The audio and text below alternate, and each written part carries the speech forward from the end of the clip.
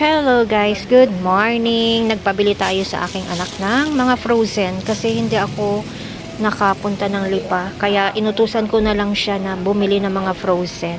Kasi iilan na yung frozen natin. Ito yung mga wala na.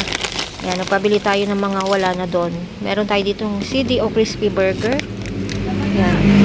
Crispy Burger. Nagpabili tayo nito ng ito. Ay, wait guys. Yan, ilan ba yung pinabili ko? Yan.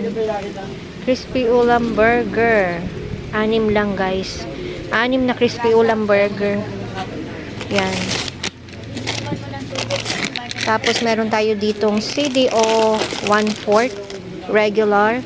Yan, pang 60 pesos ito guys. 60 pesos. Tapos meron din tayo dito. Yan. Joshua pork bologna. Yung dila-dila na tinatawag. Bumili tayo nito ng 8 pieces. Woo! Baka busina naman ari. Lilipat na kayo ngayon? Hindi na kayo mapipigilan? Sige, lumakad ka na. Yan, 8 pieces nito guys. Yan, hindi ko na siya hahalwatin ng buong buo. Tapos meron din tayo ditong embutido, JMD. Pork embutido, 5 ganito. Yan, pang 70 pesos natin ang isang balot. Tapos pag per piece, nagbebenta din ako nito ng per piece, 15 pesos isa. Yan. Tapos mga hotdog. Yan, meron tayo ditong chicken and cheese na tender juicy. Chicken and cheese. Tapos meron din tayo ditong tender juicy ulit na jumbo. Yan, jumbo, 1 kilo. Tapos meron din tayo ditong yan, higantes. Yan, hindi ko madukot. Mapula kasi mapula yung kulay-pula yung aking eco bag. Yan. Walang higantes. Big time CDO din to. Alam ko, CDO. CDO. Yan. Jumbo. King size. Yan. Pang 15 pesos isa. Yan. So, yun guys. Hindi ko nalalabas lahat kasi yun din naman yun. Yan. Ito ang laman ng ating eco bag. Yan, balik na natin ulit para maisalansan sa maisalansan sa ref. Yan, hindi ko nahalwatin lahat guys. At ang pinagbayaran dito ng anak ko guys ay umabot ng yan, 1,914. Yan. Yan yung ating mga pinamili. Yan, isasalansan ko muna siya guys sa ref. Tapos nag-order na rin ulit ako ngayon ng mga soft drinks at saka mga mismo. Yan. Waiting na rin ulit ako. Nakapag-order na ulit ako sa wholesaler. Yan guys, namating na yung ating in-order sa wholesaler. Aray ko, sakit ah. Yan.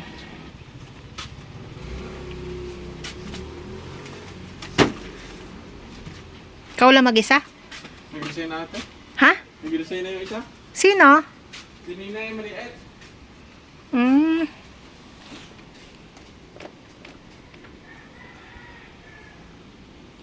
Nag-resign na, kaya pala nag-iisa siya. Nag-iisa siya. Tay. Meron tayo ditong 5 case ng Coke mismo. Tapos 2 Sprite mismo at 2 Royal mismo at 2 Sting. Yan, tapos 1 case ng Royal 1.5 at saka Coke ulit. Pero meron pa tayo dito guys. Yan, marami tayong Coke.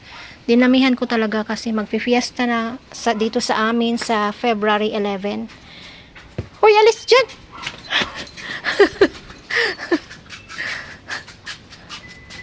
Tayo dito. Yan. Ba, nabasa niya yung pahabol kong jelly juice. Mabot pa ate. Oo. Tama naman si Tanggol, pasaway oh. Tanggol, alis dyan! Ay, dyan ka pa talaga, Tanggol. Pag naapakan ka dyan. Psst, alis dyan. Kiss-kiss ka pa dyan. Pasaway. Pasaway ang aking pusa. Yan. Magkano kaya lahat itong ating babayaran, guys? Meron pa pala ditong 2 case. Yung available ko lang na case ng beer ay 2 lang. Kaya yun lang ang ating pinalagyan. So, ang total ng ating beer nga na meron na available, 2, 4, 6, 8, 9. Bali 9 cases ang ating beer. Kasi wala na tayong bote. Ayoko naman ng magdeposito. Okay na yan. Kasya na siguro yan. Yan. Dito to eh. Alfonso ba yung isa? Alfonso ata. Oh. Niisip ko kung meron akong in-order na dilata eh. Yan. Tapos beer. Tsaka mga coffee cones. Yan. Wait lang guys. Meron tayong 2 case ng Frasquito. Isang Oo, tama. 2 case ng Frasquito, 4, isang 4 at yun guys ay Alfonso, yung kahon sa ilalim. Tapos 3 jelly juice.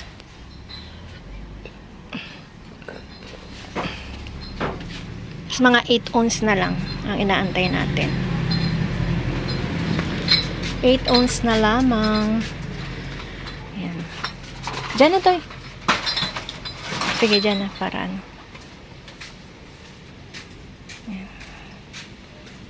Magpupuno na ulit tayo guys ng mga soft drinks kasi sa February 11 ay magpifiesta po dito sa amin. Kailangan marami tayong mga stock na mga soft drinks kasi hindi natin masabi kung mainit ang panahon or kahit naman malamig ang panahon, ang mga tao ay mahilig pa rin bumili ng soft drinks. Yan.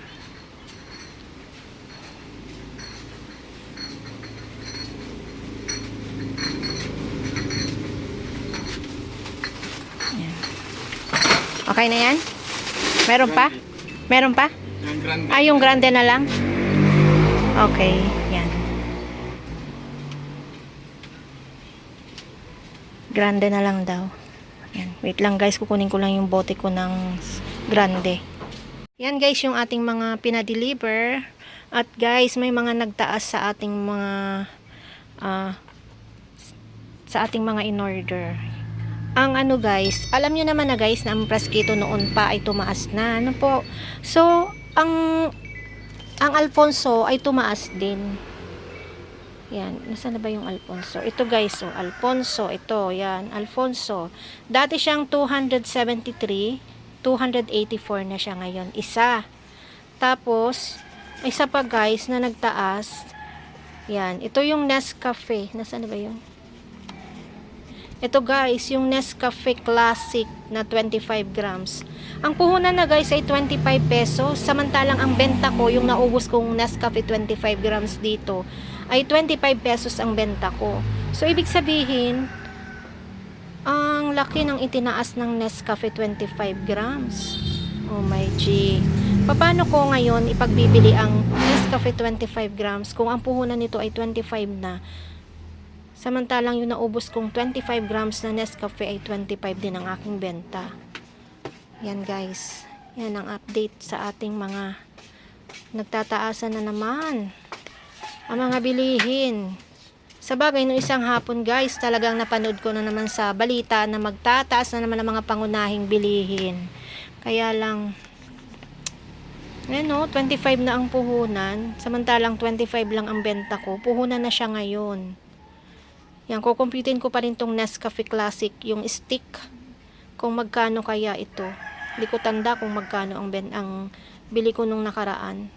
Kasi sa grocery ang huling bili ko ng mga ito. Yan. Ang puhunan sa grocery ay 22. So, meron tayong 3 pesos. Kaya 25 natin. So, ang total, may nabili.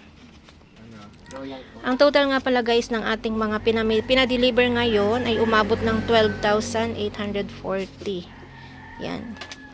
Yan lahat yan guys ay 12,840. Na short pa ako guys. Nanghiram pa ako sa GCash. Nanghiram pa tayo, nangutang tayo sa GCash. Kasi yung ating budget ay hindi umabot. Yung benta ng tindahan ay hindi umabot. Kaya nanghiram muna tayo sa GCash. Yan. Dahil ang pera natin sa GCash ay hindi magkasama sa pera ng tindahan.